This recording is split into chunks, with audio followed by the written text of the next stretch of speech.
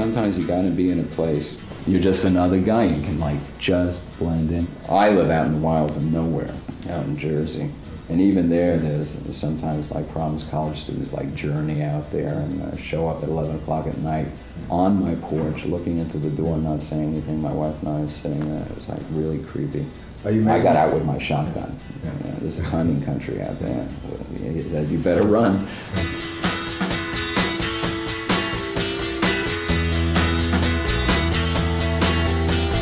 Do you ever regret that you were never totally in the mainstream, that you were out there left wing most of the time? No, I mean, I started out with that in mind. No. People didn't know certain things about me, which, you know, I was out of creative writing class in school, you know, Syracuse University. Had a BA in English. I wanted to write the great American novel, but I also loved rock and roll. You know, I was in bar bands all through college, playing fraternities, you know, and have to know all the songs in the top 10, that kind of thing. What are your recollections of that Velvet Underground time? You guys were on a avant-garde, cutting-edge, new stuff. When this record came out, all of a sudden there's this kind of recognition. Well, there wasn't any recognition. I mean, what there was a lot of bad press. I got a little puzzled at how savage the reaction against us was when we got it, especially when we performed live and left New York. Like, you know, how savage and decadent and and look at what these songs are about. Venus and Furs is about all of this. They didn't even know Venus and Furs was a book. I didn't write it. You know, I just said, it'd be interesting to take this book, put it in a song.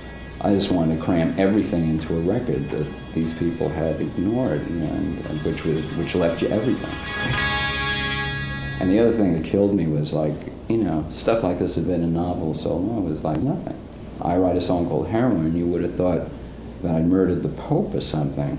It should have been, now we can get a lot of people who have talent for writing and everything into rock and roll. We'll all write about like really adult stuff. That was like what I wanted to do, was like write rock and roll that you could listen to as you got older. It wouldn't lose anything, it would be timeless, you know, in the subject matter and the literacy of the lyrics.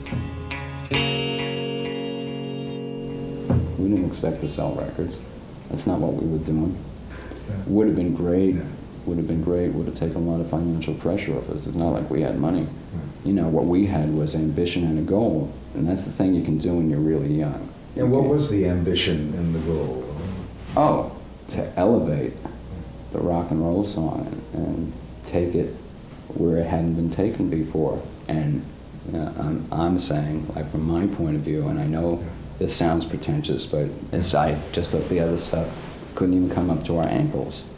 Not up to my kneecap, not up to my ankles, the level that we were on compared to everybody else. I mean, they were just painfully stupid and pretentious. And then when they did try to get, in quotes, arty, it was worse than stupid rock and roll. What I mean by stupid, I mean like the Doors.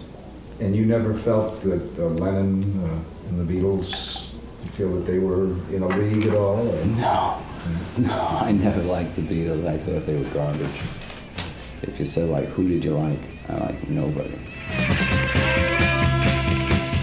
I mean, in the old days, the Velvet Underground, I mean, we had engineers who would walk out on us. They would say, hey, it's too loud, this is terrible, you know, I'm going to turn the tape machine on, you guys call me when you're finished. I mean, I've spent a lot of years since then trying to figure out a way to be able to do what I did then without going deaf.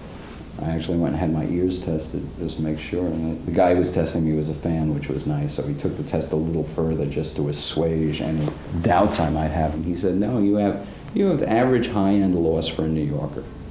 Out in the street. Right, for a New Yorker. So it's like very funny. Just a perfect day. Drink sangria in the park.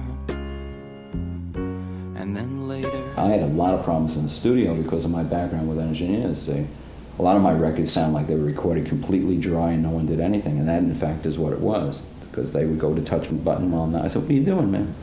I have faith in my own vision and didn't want them to tamper with it. And I thought my thing coming out badly recorded this way is better than if these people like take my voice and try to make me sound like a 14-year-old. They thin it out. I would tell them, you know, it's like you tell a photographer, don't retouch this too much. Yeah, these lines, they mean something. I'm an adult. Man, don't thin my voice out and make it like that high shit. This is the way I sound. You gotta get people to understand that because they take the nuance and character out that makes the lyric believable. It's an important thing.